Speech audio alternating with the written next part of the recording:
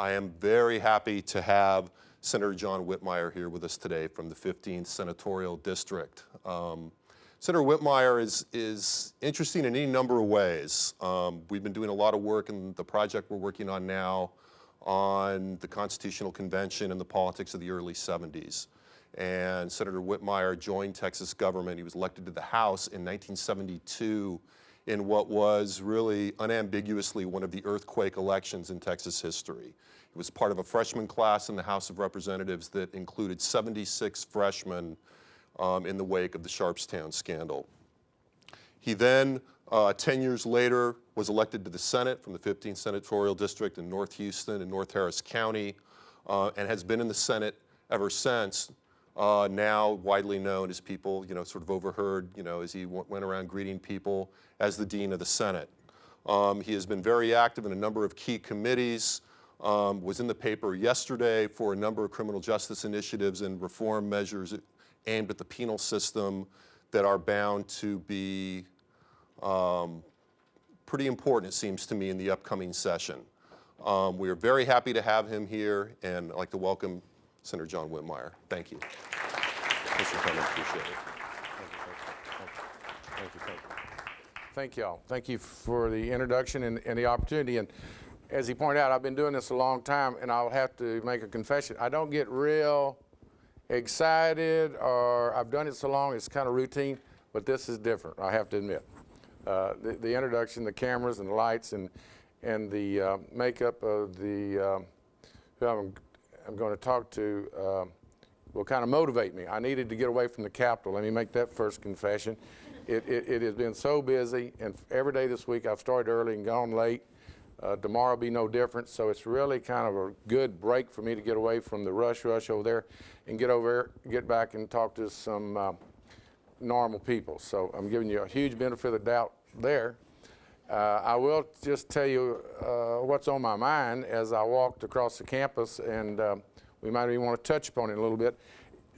We discussed the 10% rule quite a bit in the legislature. It will be an issue again this session, and I can't wait to go back and talk to my colleague Royce West, who's one of the strongest supporters of that, and I have joined him, but I can't see a heck of a lot of results of the 10% rule. It still seems like UT main campus is pretty Anglo-dominated, but y'all can correct me if I only got to see a quick snapshot. But this is a small enough room today, and you're going to find out in a minute. I want to talk about what's on your mind. I look forward to the questions. And as I'm talking, if I hit a nerve, just raise your hand. I think for you to fully appreciate my background, I think we need to let you know when I came here in '73, January '73, as was mentioned, one of 76 freshmen. It was on the heels of a scandal, and the people of Texas literally cleaned house. I was not so much a product of that cleaning the house because I didn't run against an incumbent. For you, and I mentioned it to give you motivation to run for office yourself or to be involved, and I understand a lot of you already are working in internship programs, which is great. I envy you. I would have liked to have done that. I worked my way through the University of Houston and had always been interested in politics, probably because when I was 4, my father had been a county clerk up near Waco when we lived in a rural setting. I don't recall that, but I assume if you're at the dinner table and they're talking about politics or agricultural or water or whatever is the family conversation, it sinks in, because as long as I can remember, the politics were of interest. History, government just came natural, not always indicated by the grades, but certainly I went on to U of H and studied political science. And I went by a professor's office, very much like you probably do, my senior year of '71, about November, and they had just gone to single-member districts. Prior to the Supreme Court ruling one man, one vote required you to break down Harris County and the state into districts of about 100,000 people at that time. Dr. Murray, a very noted political science professor, was looking at the map as I went by to talk about a paper, and he said, "Where do you live?" And I said, "Over here in Oak Forest," and we looked at it, and he said, "Well, there's no incumbent there." And I said, "Oh, my high school's there, my church is there, my mother was a nurse there, I went to the DeMolay chapter there," and I said, "Well, it looks like they drew that one for me." So I go home, I'd saved $5,000 to go to law school, and told my parents I thought I would stay out in the spring and run for the legislature. And I could spend the rest of the day talking to you about that campaign. There was a labor candidate, a big business candidate, 2 old local has-beens, always runs, and then there was me. And I had the $5,000, which bought some signs, some push cards, but it was largely a door-knocking campaign. All day, every day, and I was so stupid, I didn't know you just go to registered voters. I just took off up the street and knocked on doors. The climate was that the Vietnam War was winding down, and most of the students on campus were activists, longer hair, free spirits, and you can't imagine how many times I'd knock on someone's door, tell them who I was. People opened their door freely back then, and we're glad to see you. Today, the crime and privacy and other issues, it's much more harder to knock doors. Certainly you wouldn't think about doing it after dark, as I did on some occasion. But people would look at me, here I was clean cut, college kid, I'm John Whitmire, I'm running for state representative, I appreciate your vote. And they say, I'm gonna vote for you because I can't get my son to wear his hair like yours. I don't know if that would be a major issue these days, but just shows you how you run from these single member districts. Before you know it, they found out that their daughters and sons went to my high school. I got yard signs. I beat the labor candidate into the runoff by 125 votes, and then beat the business candidate who had so much more money than me. I did it largely with the African American community. I had about 30% African American in that particular district. It was a marginally Democratic district. But as I learned early in my career, the African American community loves to give young people an opportunity, as I would even associate the Hispanic community today. I think senior minority citizens know that the future is in their young people, and I came along, and even though I was a nice clean-cut Anglo kid, the minority community got behind me to give me my opportunity, and have been ever since, and I have not forgotten from where I came. When you're 22, you don't have a huge philosophy. I had worked in the welfare department, it was called at the time, to get through U of H. So I thought I was going to come to Austin, clean up the welfare mess, and help state employees. And I've made contributions in that area. But I will admit to you, my very strong position on pro-choice and against vouchers, and I could go on, and we'll talk about what issues that you find interesting, have I actually developed through my career, and I can even point to a couple that I've been on both sides of. If you serve long enough, that happens. Particularly the gambling issues, how that's evolved. When I first got here, it was unheard of that we'd ever have horse racing in the state of Texas. And we not only have it, and the lottery and bingo and others, and I hope I served long enough and lived long enough to see that perhaps casinos would become an element of economic development for the state. But as was pointed out, I served in the House for 10 years. It was a very interesting time. Issues were a lot simpler then. When I came in '73, there were only, out of the 150 House members, only 17 Republicans. We didn't even talk about it as Democrat Republicans. Now, it was more rural conservative and urban liberal Democrats. That's where the battles really took place. But as we've seen, the demographics of the states change. Now there's 88 Republicans out of the 150. I went to the Senate in '83 and have been there ever since. Things have changed. They've gotten much more complicated. The legislature, the good news is it's become much more diverse. Still probably does not reflect the state of Texas ethnicity, but we're making progress. Women have so much more active role in the legislature, and it's an exciting time to be serving. It's an exciting time to be an intern, or I would say, even generally speaking, it's an exciting time to be in the state of Texas. As I said, it's gotten more complicated. One element that's gotten much more complicated is the press. When I got here in Austin, the press was kind of our friend. We ran together, we socialized together. It's much more difficult to do that now. I've talked to 2 reporters on the way over here on prison capacity issues, and you learn that they've got their job to do and you've got yours, and they might not always be your friend, and that's fine.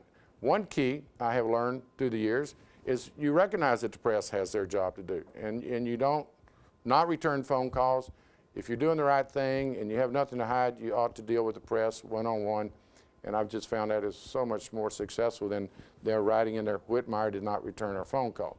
In the last day or two, there's been a couple of issues where I know some of my colleagues chose not to call them back, and I did it because I'm just comfortable and confident that I have staked out my position and I know what I'm about, and it's just better to be more upfront. As we go into this session, it's interesting times, as I've pointed out. If you're a political junkie like I and probably some in the room are, it's fun to watch the personalities. Rick Perry speaking the other day in his inaugural address. Here's a guy that has literally kicked the Democrats' butt, gone out of his way to do it. Not much different than what Bush has done in Washington, but down here where I'm familiar, the midterm, the mid-decade redistricting, the experience of Craddock with House Democrats. And here's Rick Perry giving a speech the other day. He says, let's all just get along. Let's reach out. We ought to not, partisanship should not be the guiding light. And I was sitting during that speech next to the Lieutenant Governor, and I poked him and I said, he must have seen the recent poll that I've seen, where more Texans now identify themselves as Democrats than they do as Republicans. And I didn't get much of a response from the Lieutenant Governor. Furthermore, he mixed it full of scriptures, which he's done a little, but this was a heavily dominated, scripture-guided address. And he talked about Africa, and he talked about Iraq, and he talked about health care in Africa, and he talked about the Mexico border. And I also made the observation, I was just fixing to tell Lieutenant Governor, and he beat me to it, he says, it sounds like a national speech. And I said, yeah, I was just fixing to tell you that. And so there's been talk around the Capitol that Perry was interested in being on the ticket 2 years or next year, 2008, as VP, which most of us felt like would not happen because, one, they don't need to name the VP out of Texas to pick up the electoral votes of Texas. They're probably still nationally, the Republicans feel like they'll carry Texas. So they'll go probably a Midwestern state or Southern strategy. But I said, hell, he don't sound like he's running for VP, was after the speech. I said, I think he's running for president. I mean, you know, it sounded like the guy really is staking out a national agenda. I go to breakfast with someone the next day who happens to be close to his staff, and we were talking about this, and they said, here's the strategy. And of course, y'all are hearing this is real inside stuff. You're hearing it here right now. They believe, Perry's advisors believe, that the Democrats will win because of the war in 2008. They pretty much feel like that's a trend, and I think most polls would indicate that without a remarkable reversal of unfortunate circumstances internationally for the U.S. But he finishes his term as governor in 2010, and then he'll spend the next 2 years really trying to be the presidential nominee in 2012. And the scriptures, and can't we get along? He's staking out the far right to be their candidate because, as we talked today, they don't have one, even for 2008, much less 2012. But I will quickly get away from that scenario because but it's interesting because it'll impact the session. It'll impact his work and relationships. I mean, if he really wants us to all get along and not worry about the partisanship, why wasn't he over there 2 years ago getting Craddock to at least sit down and meet with the House Democrats? Or I can go on and on. But it's an exciting time to be in the Capitol. It's an exciting time to be in the state of Texas because I truly believe the political winds are turning. And the Republicans are feeling the heat. It's just amazing to me when I talk to my colleagues how, classic example, why in the world, with the trends, the Hispanic growth, African American significant population, the Democratic issues becoming more relevant and popular, why at the inauguration do you have a guy wearing a Confederate flag at your event? I continue to see folks that are in office today not being responsive to other people's opinions, sensitivities, and growth. And it's just amazing to me for someone who's been here and watched it grow and change to see that they just are so callous to other people's opinions when we see that's the future of Texas. So it's interesting. We'll dominate this session largely with the budget. It's the only thing we really have to do when we're in off session is we got to fund the budget. And the thing to watch that's most interesting is everyone says we have a surplus, but then they're all of a sudden saying, but they don't have a surplus because the Republican administration, the meetings I'm in, are so concerned that their grassroots, hardcore Republican base is going to think that they're allowing this government to become too large. If you spend the surplus, you spend it on higher ed, public ed, health care, I can go on and on. They are so afraid, and it's that narrow base that they have to address and appeal to in their primary, is against the growth of government. But what's amazing is, as I sit on finance, the state is pretty much run by Republicans right now. Not pretty much. All of your boards and commissions, your board of regents, the people, the think tank and the people that run the state of Texas right now have been appointed by Bush or Perry over the last 6 to 10 years. Every one of them are coming before finance in our preliminary hearings and saying, we don't have enough money to do our job. We're raising tuition because y'all won't put general revenue into higher ed. Medical Examiner Board comes before us. Their chairman says, we got 400 doctors with allegations of misbehavior, improper conduct against 400 doctors in the state, but most of the allegations are sex offenses. But we can't investigate them because we don't have investigators. Y'all have reduced our budget so far, we don't have the investigators to look into these allegations. And I can go on. Parks and Wildlife. Got dilapidated parks, unsafe conditions, and you go on. So I'm in a meeting with the lieutenant governor and other senators the other day, and I said, I don't want to coach you guys and try to help you Republicans take care of your political issues, but I'm of the opinion, having been on finance and listening to your appointees on all these boards and commissions, it's filtering down to the grassroots. The state of Texas is not meeting its needs. It's your people that you have appointed to run the universities and the health departments and the parks and wildlife and the criminal justice.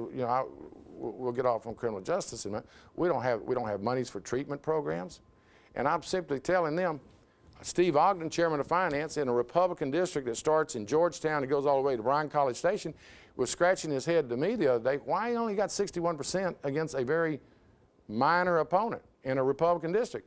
And I said, Steve, they don't like your toll roads. They don't like your higher tuition. They don't like the fact that they can't get health care. And then I'm talking about his voters. A lot of moderate Republicans, a lot of independents, and for sure the Democrats.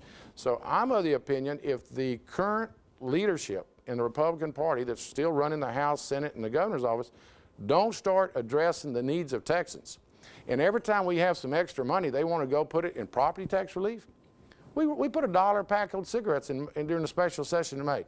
Can any reasonable, fair-minded person of any party think that you're going to tax cigarettes $1 and not put some of that into health care or to discourage people from beginning smoking? I mean, that's what I'm saying. They don't get it, and they're my friends when we sit around and talk. Now, I don't vote like them. Voted against all the recent tax increases and not only the $1 on cigarettes because I wanted some of it to go into health care. Where'd they put it all? They think every new source of revenue has to go into property tax relief.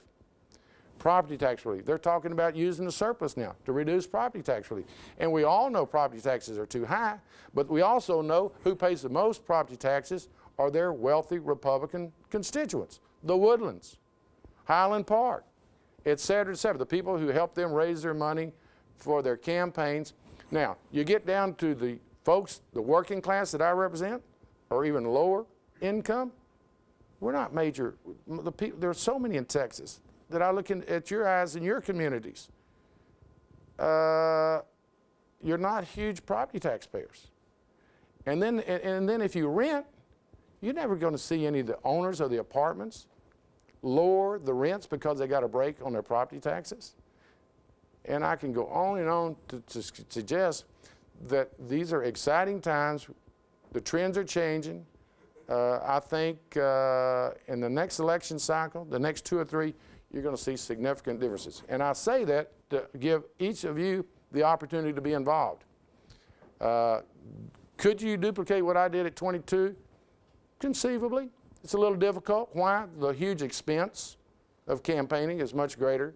But still with single-member districts, our friend Patrick Rose, south of here, young man, 4 years ago, got elected, largely knocking doors. And I might point out I wasn't nearly as good looking as Patrick when I was running, but close. You could still do it. But the opportunity is, as a student now, working in these offices, and I was telling a couple of individuals a moment ago, the interns in my office literally have, for the most part, remained with us. I have the general counsel of criminal justice, was a TSU law student 3 years ago, and now she has a very prominent role in the office. And then I have a Greg Luna scholar, Jenny, who's with us. And so get in there, and let me also suggest to you, don't let them, they certainly don't occur in my office, don't let them just give you some busy work. Speak up. Tell them you want a substantial role, you want a substantive role. And the experience and the contacts you make can get you started either in an elected position or certainly becoming involved in state government. Now, I want to open for questions, but before I do, let me tell you where I spend most of my time. In about '93, the chairman of criminal justice got beat, and Bob Bullock called me and wanted me to take over criminal justice. I'd never been on the committee. I was not a defense attorney, and I forgot I did attend law school during the '70s, so I am an attorney, and he wanted me to chair criminal justice. The system was broken. We had 60,000 inmates. We had 30,000 inmates sleeping on county jail floors. People were serving about 10% of their sentence. So we got busy. We rewrote the penal code. We did a lot of treatment, alcohol, drug treatment, additional capacity in the prisons. And to fast forward, to let you know, today I think we have a safe state. I think we have a criminal justice system that does some things good. If you're a violent offender in the state of Texas, if you're a sex offender, murder, rapist, we do a real good job of locking you up for long periods of time. Where we have a real poor report card is with nonviolent, low-level young offenders. And I'll break it down in a couple of categories. They're not always the young, but one that jumps out at me is the 5,500 alcohol-related inmates. First of all, let me give you the big numbers. We have 153,000 people locked up this afternoon. 153,000 across the state. Waco, Texas, to give you a mental picture, Waco is about 100,000 people. So we got 1.5 Waco, Texas incarcerated that we feed, clothe, and guard every day in about 100 different sites across the state. Like I said, the violent offenders, we're doing a great job. The people that need treatment, the people that are going to be returned to our communities, we're doing a real poor job. There are 5,500 people incarcerated this afternoon because they've had 3 or more DWIs. I'm not talking about people who have had an accident and injured someone. I'm just talking about alcoholics, 3 or more times convictions, they're locked up. Most of them will go in and out of prison and return to their communities, our communities, and never get 1 day of treatment. This afternoon, I would guess accurately about 100 of them are being treated. Horrible. Waste of human life, waste of monies that my Republican friends are so worried about. You put them in a treatment program and they have excellent chances of not recidivate, of re-offend. Got 10,000 women locked up in Gatesville where we keep the women. You go up there, talk to them. Most of them are nonviolent. We had 250 babies born in prison last year. Can you imagine that? There were 250 women that came through the system last year, pregnant when they went to court, and for nonviolent offenses, a lot of fraud, theft, supporting drug habits. Instead of keeping them in the community and working with them, they're up there in Gatesville. You know what? You know how you have a baby when you're in prison? They keep you in Gatesville about a week before you're due. And this is only in the last couple of years have they even gotten this organized. It used to, about the time you went in labor, you'd take off down the road to Galveston, UT's teaching hospital. But we got a little more humane a couple years ago, and now the week before, you go into Texas City where they have about 40 beds and a little community facility. You have your baby on Friday, for instance. Now, most of these women are serving less than 5 years. Like I said, welfare fraud, prescription fraud, something to support largely a substance abuse problem. You go into Galveston a week before, actually Texas City on the edge of Galveston, and if you have your baby on Friday, this is what we as a humane, tough on crime folks do. You have your baby on Friday afternoon. Saturday morning, you either have your family pick up the baby or you put it up for adoption. And we think we're smart on fighting crime. I've worked like hell, haven't been successful. Why don't you do like other states? set aside, and you do the right profile. You know, you obviously wouldn't take an inmate that's abused children in the past, but with the proper profile, you put her in a facility and then use the child, the baby, to help her turn her life around. Instead of going back to Gatesville and being depressed and, you know, the lack of breastfeeding that the child and mother could use, you would go to this situation, use the child to turn the mother's life around, teach her parenting skills, life skills, et cetera, and I promise you, and it's demonstrated in other states, you would not have the high recidivism rate with those people. But today, for security reasons and because of budgeting, and also some politicians just think it sounds better to always be tough, and in this instance, cruel. I had some success with the Texas Youth Commission. We actually had young women in the Youth Commission having children, and they are actually at Giddings, Texas, got a great program going where they allow the young ladies to keep the children and actually have had very great success with those on a much smaller scale, not returning these young people to the facility. I could go on and tell you, we got several hundred geriatric patients, old folks at a unit in East Texas. Some of them can't even get out of bed. I've told the press the only danger is to themselves. They're going to fall out of bed. Double amputees. They no more present a danger to society than any one of us, and less than most of us. But because of the nature of their crime, because he was a horrible person 30 years ago when we sent him over there, we're still spending, in some instances, hundreds of thousands of dollars to keep certain individuals hospitalized so we can say we're tough on crime. So to make a long story short, you will see me spending long hours this spring. I worked on it today. I work on it tomorrow because we're out of capacity. Now, the easiest thing to do in this world, if you want to look tough on crime and you don't want to have to use your brain or experience, is just build another prison. Let's just go build another 1,000 beds, another 2,000 here. I promise you we'll fill them up. But if we are smart on crime and we go through there and say, okay, we've got 5,500 alcoholics and sharing cells with murderers and rapists, an alcoholic, if he's not drinking, is not a danger. He's not going to even try to escape. He wants treatment, he wants in and out, he wants to get back to his family and his job. So you put them in a less secure facility, it's cost effective, and you free up the hard beds for the violent offenders, which we want to keep for very long periods of time. So I spend literally most of my days working on criminal justice, and have had some success, but I get very, very frustrated. And you say, what's the worst part of this job? I got to convince the rest of the members. And so I spend all my working hours with the prison systems and the experts and the crime victims and the DAs and the defense bar, and I come up with what I believe is a reasonable formula to solve some problems. I can't pull it off without going back and convincing somebody from Lubbock, Texas, or Lufkin, Texas. Now, on the other hand, I guess that's the beauty of our system, that we bring diverse people from across this state. We sit down, as we would if we tried to pass a law among those of us in here today. It would be much different than if it was just one of you standing up and making a proposal, because you got to worry about what this side of the room's thinking. And through that, it blends in, and it's amazing to me, I guess, as someone who's been involved 33 years, that on most days it works pretty good. But I would stop at this time and see if anyone would like to talk about a subject that I haven't brought up. And ask me about anything, I don't care. My name is Axel Lopez, and my hometown's Sugarland. Sugarland. So, my hometown, you're a very highly respectable figure from as far back as I can remember. I would like to thank you for coming to speak to us today. I'd like to tackle one of the last criminal justice incentives that you brought up. Sure. And then I would like to follow up with a question. Sure. All right. To all of our knowledge, I know that alcohol and drug-related incidents are extremely, they are extremely used and extremely overpopulating much of the prisons. Mm-hmm. Are any of your ideas to separate alcohol and drug-related crimes into separate prisons? Yeah, we're out of capacity.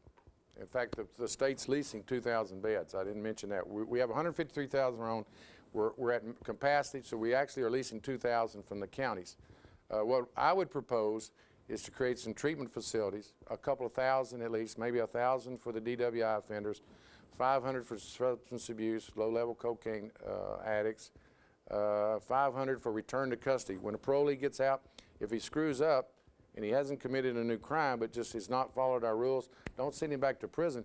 Put him in an intermediate sanction facility for about 90 days. So there's 2,000 beds real quick that I would propose that we not use. And when you pull the alcoholics or the drunk offenders out of the maximum security beds, it's going to free up capacity for the violent offenders. So it's just a selling point to allow the leadership to know that when you do these alternatives, we will have sufficient capacity for the next group of inmates that are sent to us.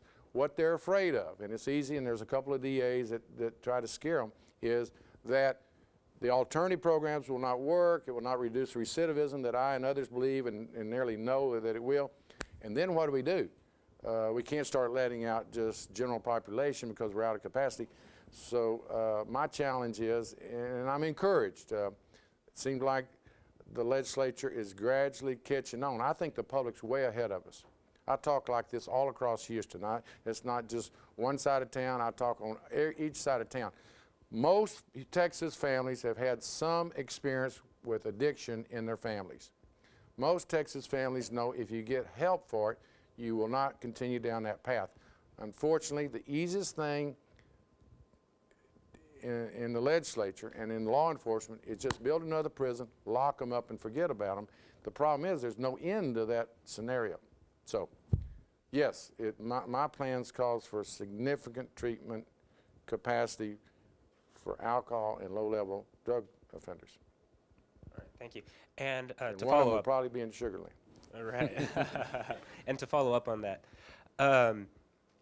Major prison holdings in Fort Bend, Sugar Land. And what's amazing is the prison system, because it's probably as valuable land as we got in Texas, they continue to sell it off to raise money. And I would suggest, I think in the near term, Fort Bend, Sugar Land will not have any prison agricultural locations because of the value of, you've seen the prices go. The only problem is they built years ago about a $40 million psychiatric hospital right there off the Grand Parkway near Sugar Land, and I assume we're stuck with that facility long term.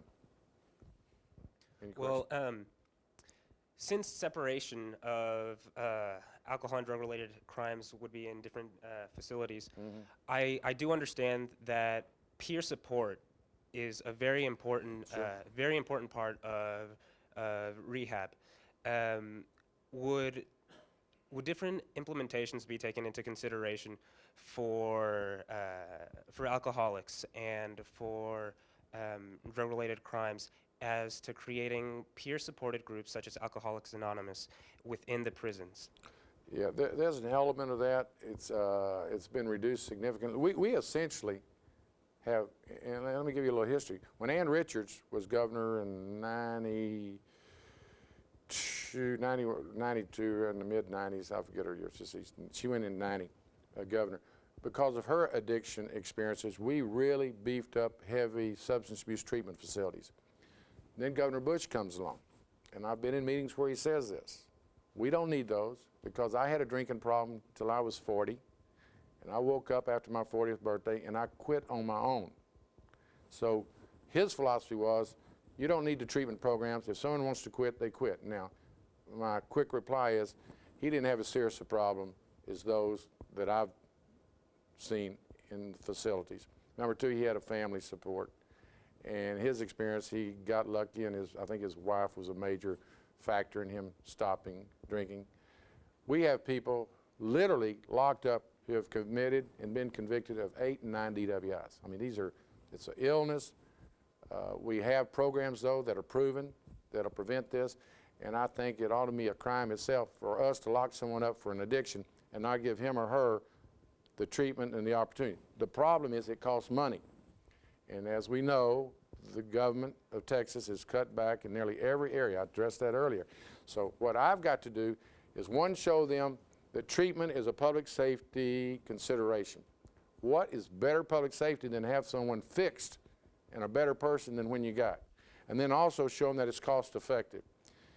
you can run so many hundreds and the thousands of people through these programs because there's a turnover, because you're successful with them, versus putting them over. I know for a fact, and I've talked to the board of Partners Pro, we got individuals serving over there 5 years for a DWI. And you know why they make them serve the whole 5 years? Because they know. I've had a board member tell me this, John, they're not getting any treatment because I raise hell, 2 years ought to be enough. Give them a chance to show that they've turned their lives around. And they will tell me, no, we're going to make them do the whole 5 years because they've gotten no treatment, and at least we know if they're in the facility, they're not drinking and driving. Now, ain't that an intelligent criminal justice policy? Keep them off the streets for the full 5 years. Think of the money we're costing. Number two, we got still the same problem when they get out. What I want to do, if you get a 5-year DWI sentence, serve 2 years to get your attention, maybe an attitude adjustment, realize the seriousness of your offense, put them in a 1-year treatment program, turn them out on parole and watch them for 2 more years under parole. It's a win-win deal. Save money, greater public safety, and we free up the facilities, the hard beds for the violent people, the rapists, murderers, and sex offenders. See, the problem is if you try to treat every type of offender the same, you run out of capacity pretty quick. Save your maximum security hard beds for the ones that will cut your throat. Work in a less secure facility, in a treatment facility, for those who are treatable. You know the number one challenge, and it'd be interesting for y'all to think as you go back into your classes or families, the number one challenge, and we won't spend a lot of time on it because we all recognize, sex offenders. We don't know what to do in criminal justice with sex offenders, and we got maybe 15 bills lined up. You know, Dewhurst wants to execute them the second time, which I don't think is constitutional. There's 2,900 people in prison today that have committed at least 2. So, you know, we got a practical problem how you would implement that. But the bottom line is sex offenders are our worst problem because we truly don't know what to do with them. It's a serious problem. I've worked with medical experts, psychiatrists. It's a national issue. It's an amazing to me, and I would love somebody smarter than me tell me why it seems to be a growing problem. You know, 20 or 30 years ago, were they there? We just through the press or publicity didn't know about them. But for some reason, even since I've been so active in criminal justice since '93, every year there just seems like it's more and more and more. And it's the worst challenge we got because we don't really know what to do with them while we got them, and you don't, it's probably unrealistic to lock all of them up forever. But what do you do when you turn them out? And we're trying to do a combination of things, electronic monitoring. The worst of the worst, after he does his prison sentence, we're actually doing a civil commitment where we follow them, commit them to a mental health program. If they don't cooperate, that's a new violation. You send them back to prison. Because, and let me tell you another thing you have to learn in criminal justice. Sometimes more is less. Dewhurst has the Jessica proposal, which says a sex offender would get 25 years minimum. Violent offender has abused a child. Who could argue with the 25 years? I mean, 25 years minimum for sodomizing a child, it sounds maybe too light. But you have to be careful with the unintended consequences. If you say it's 25 years, I can show you cases that DAs have shown me where you can't make the case. The facts are weak. The identities are weak. Or you may have a minor child, and you don't want to put that child through the trauma of the trial, so you do a plea bargain. Sometimes you even do a deferred adjudication, which means if you never do it again, you won't even have a conviction. All that seems light on crime until you talk to the DAs. It says, you put a 25-year minimum, I can't get a bad guy to plead to that. He'll say, prove your case. His DA, his defense attorney, prove it. You ain't got a good identity. You don't have good DNA, everything that you need to make a case. But you know from testimony and circumstances, he's the one. If you put a minimum that the guy won't plead to, he'll walk out the door. So that tough sentence actually ends up being soft on crime. You got to give the DAs the tools. Let me show you the death penalty that Dewhurst proposes. We're talking to his staff, and I've spoken to him directly. DAs and crime victims groups will tell you, if you put the death penalty on a second-time conviction, what are you going to do with a stepchild, a stepdaughter? Her mother still is living or has a relationship with the perpetrator. You think you don't think family pressure will come to bear on that child or that teenage girl to not testify in a trial that's going to put her stepfather or maybe her brother or some family member to death? So you have to be very careful. It sounds tough to execute someone, but before you know it, you may be building in circumstances and procedures that'll mean the person will never even get convicted in the first place. You have to really watch throughout criminal justice that you don't have unexpected, unintended consequences. And some of these real get tough on crime issues actually are a step backwards because you make it so tough and so stringent that it never comes to reality. You need to give the courts and the DAs leeway to work and let the crime or the punishment meet the crime. What else? And you know, criminal justice, I've, like I said, I've been involved in it. There's other great committees over there, but I would suggest you this one, because of the nature of what we're doing, the life and death consequences, is probably one of the more fascinating subjects that the legislature deals with. It also run into more demagogues in the committee too, because it's easy to demagogue it. Yes, sir. My name is Zach Allen. I'm from San Angelo, Texas. Stan where? San Angelo. Okay. Talking about prisons and the separation issue. Yes. There's always been kind of an idea in prisons to, you know, there's one, to lock them up, and then two, to help them, you know, to create programs that help them assimilate back into society, work programs and things of that sort. I was wondering what your ideas were if you separate these and create new drug and alcohol offender facilities. Will these implement these type of programs that will help them on the outside as well? Great question. That ought to be a component, and there's the other part that I haven't unloaded on that we do such a poor job. For someone coming out of prison, the real secret to their success in the free world is going to be their education level, their job training, and obviously their treatment for their addictions. We strike out on all three. Education. The average inmate of the 153,000, the average education level is 6th grade. I mean, 80% of them have an addiction of some type, but you can't imagine how many learning disabilities, dyslexia, attention deficit disorder, 6th grade education level. So we have a school district, the largest in the state. It's the Wyndham School District, which runs the schools within the prison system. Regardless of how long you stay locked up, 10 years, 15 years, you know what the average inmate's education level increases, the grade level, how much that it increases? 1 grade. You go in as a 6th grade, stay 10 years, you come out as a 7th grade. It's just a shame. You can't how many we get in and released never learn to read and write. So education should be available. It ought to be required if the person's interested. Job training skills. I told you a while ago the #1 challenge in criminal justice is what to do about sex offenders. I would say the second challenge is how do you help reintegration. You know, John, we'll do your drug and alcohol treatment program. It sounds sensible. It will work. So I get a guy off alcohol and drugs. What's he going to do when he hits the streets? No one will hire him. I was with some labor leaders today, and they were saying, you know what? We're actually putting some inmates, some parolees, through some apprentice programs to be plumbers, electricians, but we're finding out because of state law they can't get a license. And I wrote it down. That's something we got to work on. We just got to get out of this notion. Let me tell you what. No one cares more about public safety. I live in the real world too. You know, I go to a shopping center and I look over my shoulder when I'm headed to my car. We're all in this and concerned about public safety, so we got to be smart. And I don't want to face somebody in a parking lot that's turned back to crime because we didn't give him a job or an education or a drug treatment. And the problem is that we turn them out. Think about it. You can't be a barber. You cut hair in the prison system for years as inmate labor. You get out and we don't let you go get a license and continue a productive life. So it's a matter of educating the legislature and the public that when people pay, okay, first you have to distinguish the two, as you did. There's 2 groups of inmates. These over here, the child molesters, rapists, murderers, we're not going to work with them. They've done something bad enough. We're going to lock them up for long periods of time. Then you got this huge population over here that are serving less than 5 years. They're going to be back in the community, and we've got to educate them, job train them, and get their addiction treated.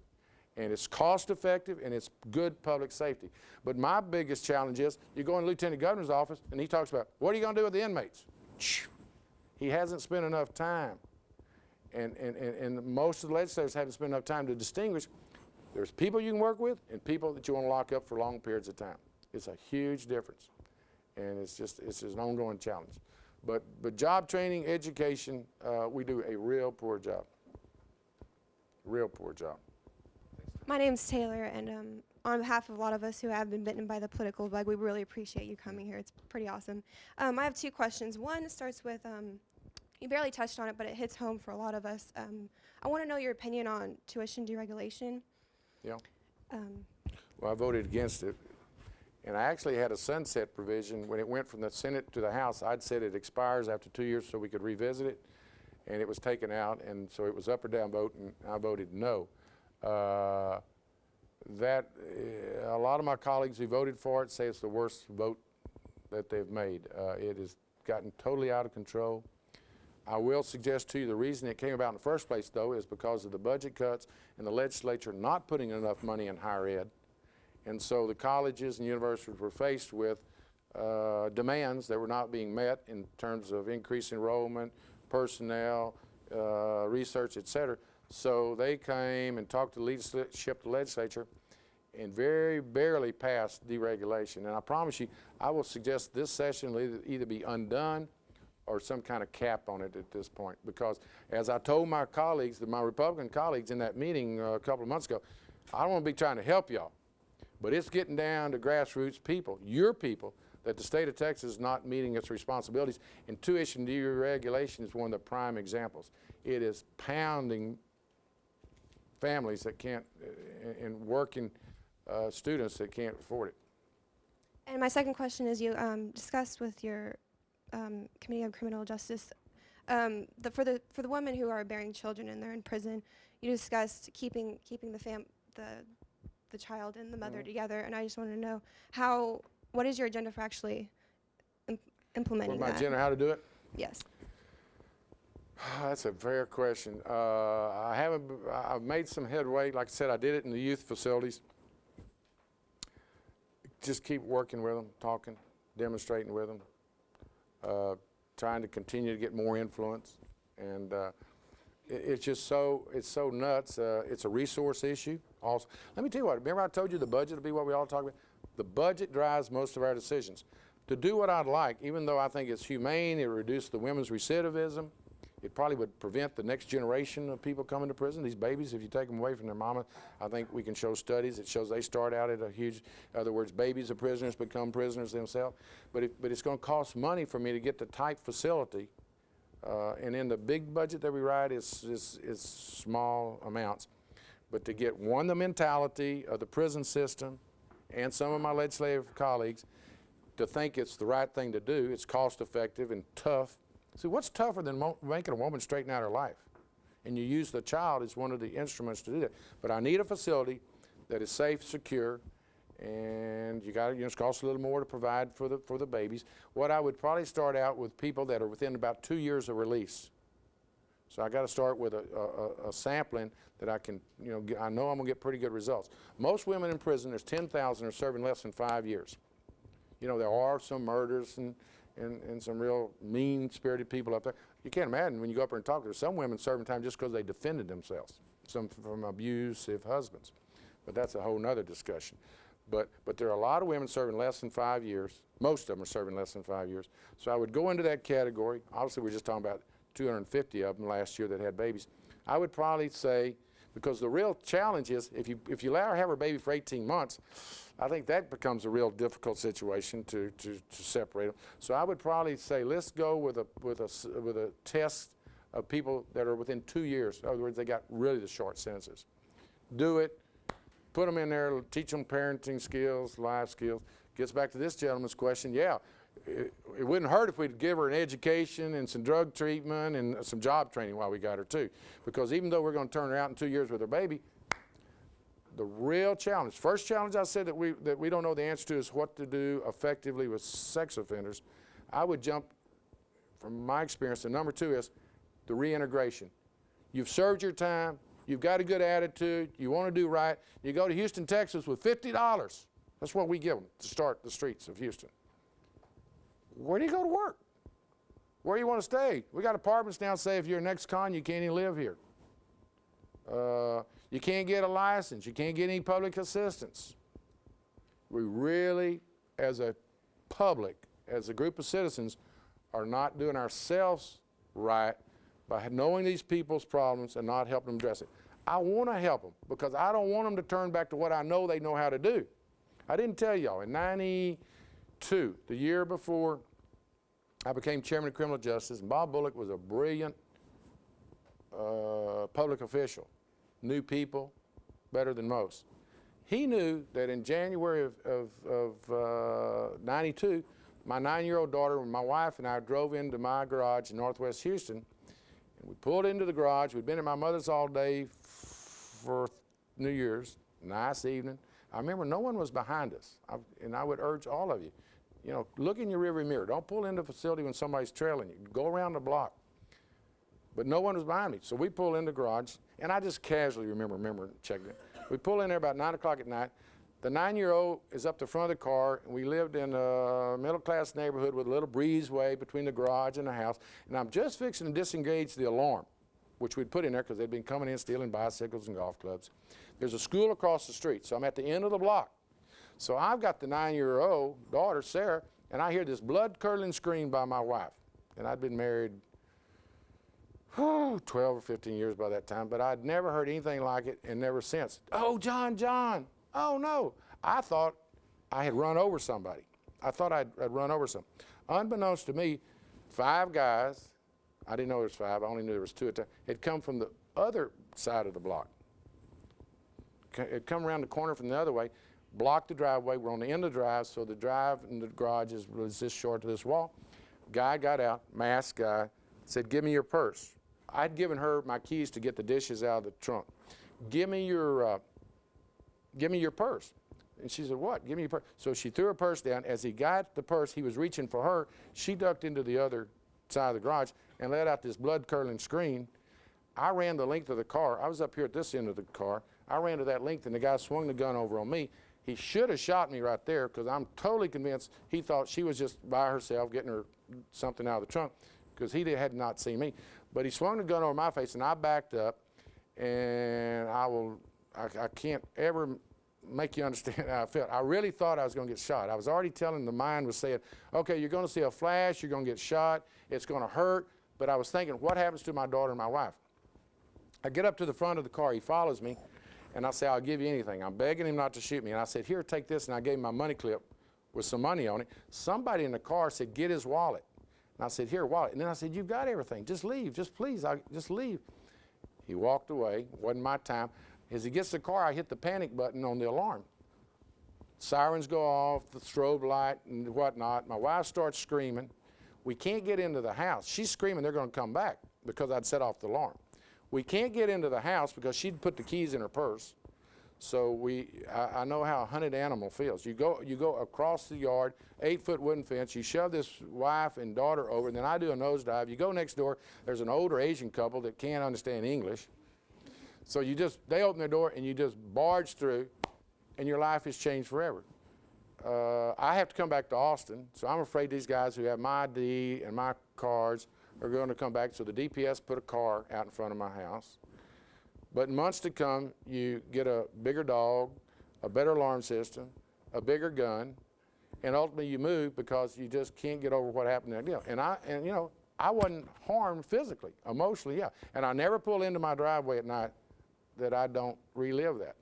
And so I mention all that that's got to be one of my huge motivations. When I sit here and say, I don't want to see somebody on the street that we haven't fixed in prison, I mean it, because I've been there and done that, and I was very lucky. But people don't want to spend money for treatment, don't want to spend money for rehab.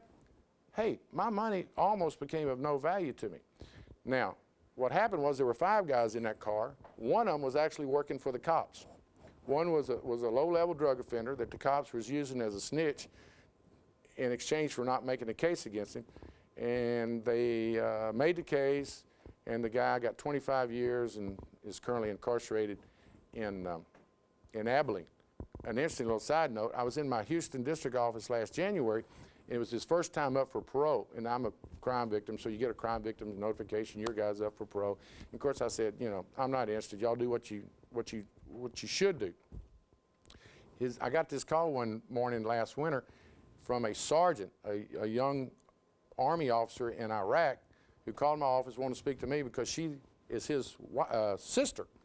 And the family thinks because I'm a senator, I'm holding up his parole.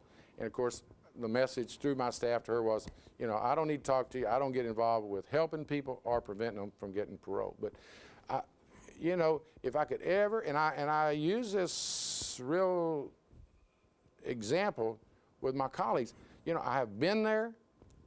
The violent offenders, lock them up. But this guy that held me up will be back out. Now, what's probably going to fix his problem is age. He will, because he used a gun, probably serve 80% of his sentence.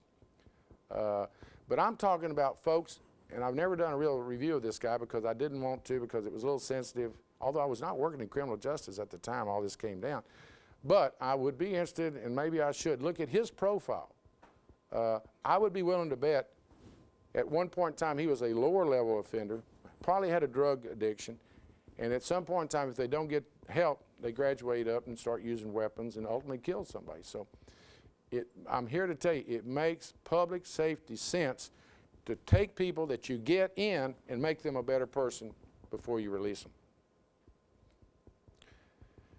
Tough doesn't always mean tough. Yes, sir. My name is Mark Warr. I'm a criminologist here at UT, and if I could make a few comments, the 250 women who have babies at Gatesville, Yes, sir. 80% of the women in that institution are mothers of young children. Sure. So it's not just the babies who are being born there, it's the mothers there who lose their kids go to foster care, they don't see their kids for... Smiley High School in Northeast Houston actually has a class I've spoken to. It's during the high school's free period. You go in, there's about 50 children of inmates who are bonding, supporting one another, and you go there and the first thing you do is you swear anything you hear there will not leave there. And it's a remarkable 1 hour to watch these kids interact on what's bothering them that day and the scars that they're experiencing. So I'm just telling you the reality of these kids. Somebody mentioned reintegration. I had a ex-con who got out of TDC, came to see me one time, asked me to help him find him a job. I helped him fill out 250 job applications over the course of a year. Mm-hmm. How many of those companies responded? 0. Every single one, the application said, have you ever been convicted of a felony? Sure. And that excludes him forever.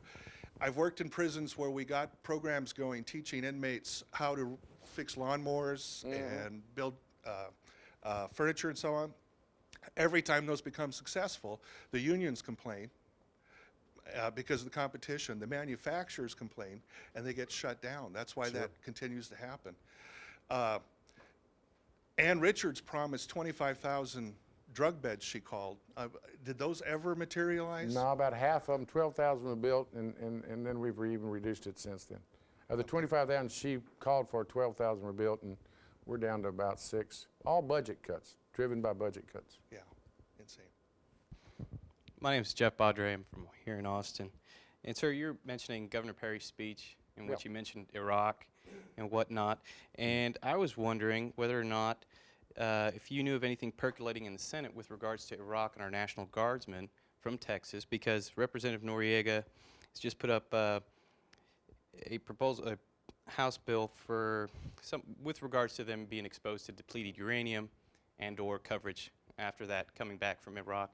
Do you know of anything percolating in the Senate with regards to our troops? No, I really don't. I hadn't seen Rick's proposals. The only thing I know for certain will be the budget request.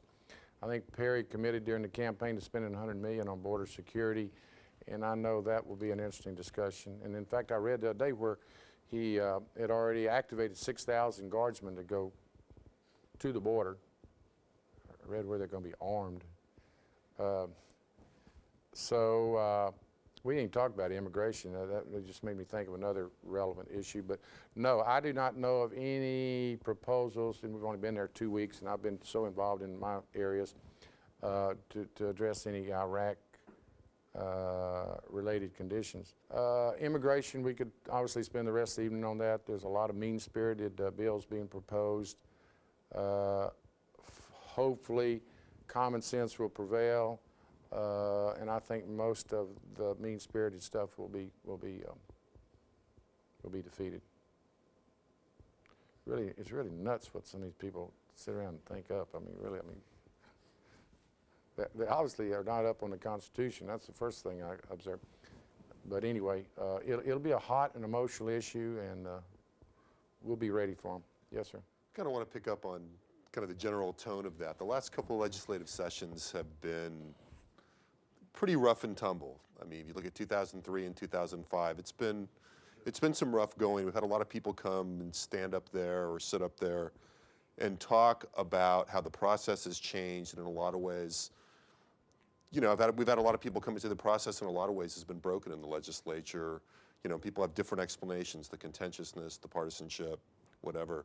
How is it looking going in? It's already been, at least over on the other side of the Capitol, pretty rough and tumble so far. Yeah. You know, what's your view of how it's looking? I mean, you've made references to, you know, your issue, the issue you're working on being hard because of, you know, the tendency to fear mongering. You're talking about revenue problems. How's it looking? How's it feel to you going in? Well, since we haven't taken any serious votes, or actually committees have not started meeting, it's kind of a love fest right now. Everybody is each other's best friend, but there's a lot of fuel on the ground, and so all we need is a match, and so we'll have to see what ignites it. The immigration issues could be a barn burner. People, some of my Republican colleagues coming out of their Republican primary, you know, got the town up there. Where is it? They won't even rent to folks. I mean, it's a very emotional issue, and I think they're playing to. You got Dan Patrick, who came out of Houston as a radio announcer. If you listen to his talk show, and if he takes those views to the Senate floor, it'll get very energized. You got not only myself, who I think I see the mean-spiritedness of their efforts, but you got first-generation Hispanic senator, reps and senators, first-generation citizens. So, you know, it's going to get very emotional on that issue. And you got vouchers, and I think over in the Senate, with the 2/3 rule, meaning that 11 of us can block anything from coming up, I think in the later stages of the session, when we're using that, I think there'll be pressure on the Lieutenant Governor and the Republicans to take that rule and change it where 16 of them can pass a law, and that'll be a knockdown drag-out. And I hope it doesn't come to that, because the 2/3 rule has served the Senate for 150 years. It's not only protected, in this instance, a group of Democrats. In the past, it's protected rural senators, urban senators, environmentalists. Quite often, it's a coalition of Democrat and Republicans which make up 11. So that'll be very interesting to watch. Over in the House, I think it largely depends on Tom Craddick, the Speaker. Has he benefited and learned from being challenged this time? He has not shown an inclination in the past to change, and I think enough people opposed him. They didn't win, but I think it exposed them. He's supposed to make his appointments tomorrow. We'll see if he's being punitive. I assume the person that challenged him, Jim Pitts, was a very capable chairman of appropriations, will not be back there, which I guess in the business we work in is understandable. But how far down does that food chain go that he removes people from significant committees because they had the courage to stand up and oppose him? So all hell could break loose over there pretty quick, and it won't be just Democrats after Craddick. It could be a coalition of the Republicans who had the boldness to oppose him, teaming with the Republicans, and before you know it, Tom Craddick will start losing some votes. One dynamic in the Senate to watch is Dewhurst. Lieutenant Dewhurst is running for governor. I can already see its influence his actions, so we'll see how that works itself out in the long term. So now, I almost said the problem. Well, the good news is we don't have as many major issues, but we really do. Getting back to that budget, we have a surplus. It's not as large after we pay our bills as some believe. We've committed to lowering property taxes, so that's going to take about $12 billion over the next 4 years. But there's about $4 billion truly has not been spent. Dewhurst running for governor would like to put some of that aside, so when he runs in 4 years, we won't be looking at shortfalls. Some of us would like to restore CHIPS, my treatment programs I've spoken about, public ed, higher ed. So it's going to be a knockdown, drag out as to how you spend some of these available funds. So It's just going to be really interesting. And like I said, I think we're in a transition. There is no question that, and a couple of things are happening from my observation, from talking to enough political science. First of all, we've been under tremendous influence of the Bushes. There's been a popular Bush from Texas on the ballot since '81. 41, had his run. Then current President Bush, and that has made the state a little more Republican than I think in actuality, because he's popular being from the state. He had the Republicans enjoyed the resources from the Republican Party that he could use, and so I think you get the President, a Bush, off the Texas ballot. That makes it a little more level playing field. And then obviously what actually in the short term, and we'll see how smart the Democrats are. In the short term, I think it actually tilts our favor because of the war. The war is people even at the local level will vote, the independents in particular, will vote more Democratic because they want to send a message, and they can't call the White House and get anybody on the phone. So the way you do it is you take it out on your local Republicans. And I think some of these wins this fall, some of the races like Cruzy winning 51%, Northwest Travis in Williamson County.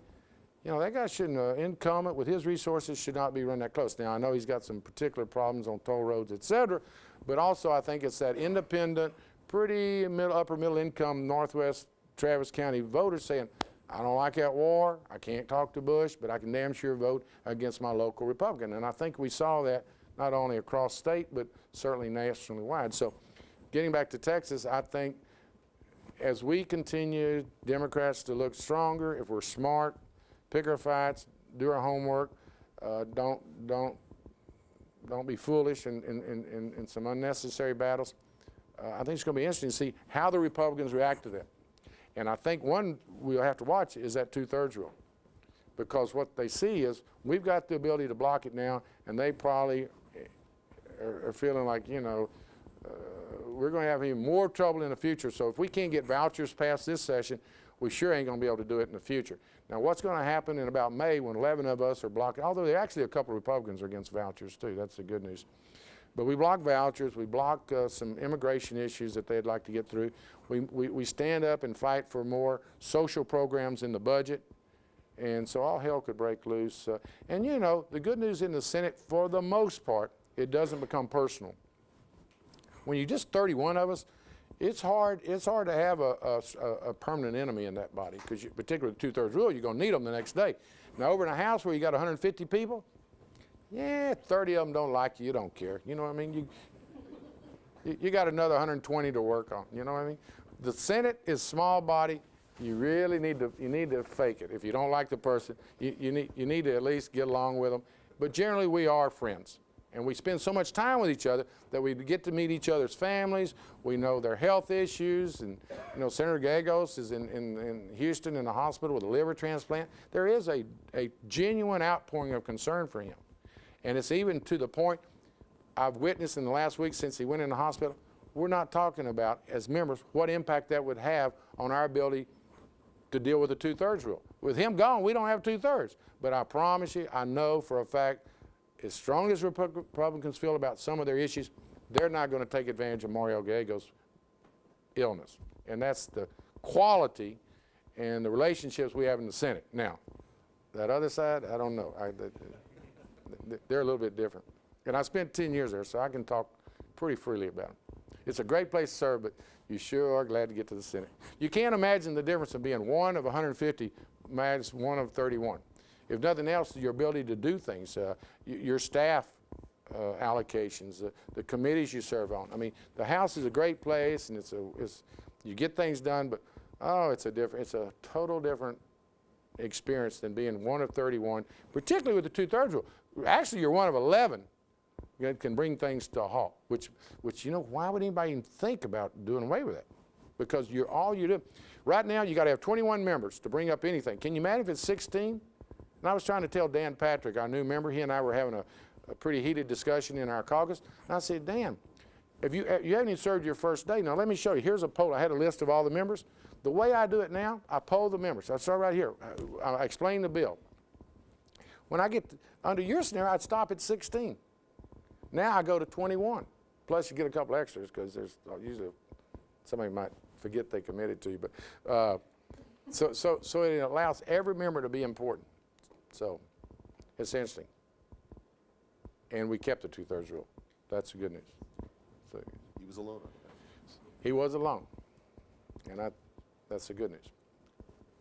What else? If not, I welcome all, particularly those of you that are working at the Capitol. Come over to my office or holler at me if you see me in the hall, but really come to the office or come by the committee. Next Tuesday is going to be fascinating at 2 o'clock in the House Appropriations Room. We're going to have a joint hearing of the House Corrections Committee and mine to kind of frame the criminal justice issues for this session. It ought to be pretty informative. So that, and then even if you don't work at the Capitol, just come by. And if I worked, you know what I'm going to tell? I'm going to give y'all some real inside stuff. I ought to make them turn off the camera. No, I'm just kidding. If I went to school in this town and if I worked at the Capitol, I would get me a list of all the receptions every night. Y'all could live and drink pretty good. While you're going to college, if you just have access to a friend that works in one of these offices, because every night there's 3 or 4, they don't know who you are, you come and go, just go there and say, oh yeah, it's nice to be, thank you for inviting me, or something like that, and just dive into the freshmen. I don't know why more UT students don't do that. I mean, they don't know about it, because they're not going to run you off, particularly, you know, if you act like you know what you're doing, which most of us can do. Advice you can use. Yeah, that's really good stuff.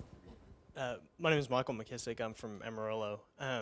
Senator, historically, Texas has had some really interesting personalities that have really done a lot for the state. In your tenure, you've got guys like Pete Laney and Bob Bullock, who've had a positive impact on the state, as opposed to some of the more negative influences that you could make the argument that we've had. Do you see any people, either in the House or in the Senate right now, that could take that kind of leadership role, whether it be you or another senator, another representative, maybe even the lieutenant governor? Yeah. Well, that is a tough one. You know, it's really interesting. You know, does the person create the events, or does the events create the person? And I've seen both. You know, first of all, anybody gets elected to the House and Senate, or any elected position, with some exceptions, but generally speaking, they got to have something on the ball. You know what I mean? And I know some real fine members in the Senate and the House who've just not been given the opportunity to show their stuff. You know, if somebody with some talent is given a key committee, good staff, they can do great things. There are a lot of good members over there, and I've seen a lot come and go and never get that opportunity. Bill Hobby was a lieutenant governor for 10 years, from 82 to 92 while I was there. I'm from Houston, he was from Houston. He didn't give the Houston Senators an opportunity. And it wasn't just me, it was Gene Green and Craig Washington, I could name others. We never got to be committee chairman, we didn't get key appointments because he had the Houston base taken care of. I was actually told this by his folks. He'd go to Lubbock and get John Montford to chair finance, Kit Caperton out of College Station, John Sharp, you know, Hobby gave him his first shot. He was from Victoria as a state senator, rep and then senator. So these folks got to show their stuff, and a lot of us were just sitting there doing our, you know, duty, representing our district. And then Bullock came along, and he was from Hillsborough. I actually grew up in Hillsborough before I moved down to Houston. He gave me my first committee assignment, chairmanship in '91, Intergovernmental Affairs. He put me in criminal justice, and Lord knows, look where that's led. So there are a lot of people giving time. Dewhurst has done a fine job of trying to keep the Senate working together. It's very noticeable to me, and I'm work with him, but it's very noticeable to me, he never has served in the legislature. He's entering about his 3rd session now, though, but he's never been a rep, never a senator, and I'm not sure he really fully understands, in fact, I know he doesn't, what it's like to serve a district. He's a statewide figure, and it shows. He has press conferences every day because he's trying to address the state. I have 14 school districts, and that's who I represent. And when I filibustered, son number 4 last, got in his doghouse, he never quite, and to this day understands, I was only representing my district. I had been asked by school superintendents, we need more time. We've never seen this bill. So when he found out I was going to filibuster, he just couldn't understand it. And I said, dude, I got 750,000 people in Northwest Harris County, goes out to Baytown, and I'm going to do what 14 school superintendents need, more time. And he was a little unhappy. He got over it. he obviously is someone to watch. He's running for governor. He's got a difficult job because he's trying to be a statewide leader, but he's also got to worry about that Republican primary base that he's got to address. But generally speaking, I'm not gonna. I'm gonna have a hard time. I'm gonna have to get back with you on who I think has the ability to be standouts. I think it's early in the session, and I think events will shape a lot of that. Obviously, the top three. I mean, get the coverage, but you know, governor got 39%. Craddock just got almost replaced. I would challenge them, and y'all send this to them. I would challenge them to use their challenges, and even Perry's 39%, as an opportunity to revisit what they've been doing and how they can do it better. I mean, can you imagine anything better than Craddock coming out and being an inclusive speaker? And you know, I tried to get him 2 years ago when the Democrats were pounding him on everything. I said, you know, and it really looked like they were going to implode over there. And we were over in the Senate watching them, because what happens over there affects us. Trying to do school finance, he couldn't talk to his members. He didn't know if he could get 76 votes for anything. I said, has anyone thought about him going and taking all the Democrats right in the middle of the session into a room and saying, okay, there's enough blame to go around. I've made mistakes, you've made mistakes, can we go forward from here? Never happened, and I think it ended in his being challenged, and I would challenge him. There's an opportunity. Now, the difficulty is he's only a state rep from Midland, so he's very solid in his district. He only needs 76 votes to hold on to the speakership, and he's shown the inclination that that's his main driving force. So, but Tom Craddock's got a chance, and then Perry. And listen, as I told the press after his talk the other day, let's see what the actions are. Since we were kids, you know, we hear actions speak louder than words. Perry said all the right thing. Let's hold hands. Let's worry about the underprivileged, even if we have to send some help to Africa, and on and on. You know, he was a worldwide figure the other day. Can't we just get along? Now let's see if if his actions are as strong as his words. So, ask me in June, and I'll know. But it's going to be exciting times, and I'm excited for y'all.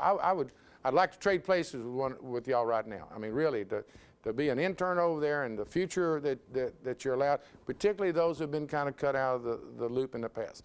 If I was a Hispanic woman in the state of Texas, getting a good education and having access to the political deal, I would be I'm ready to switch right now, okay?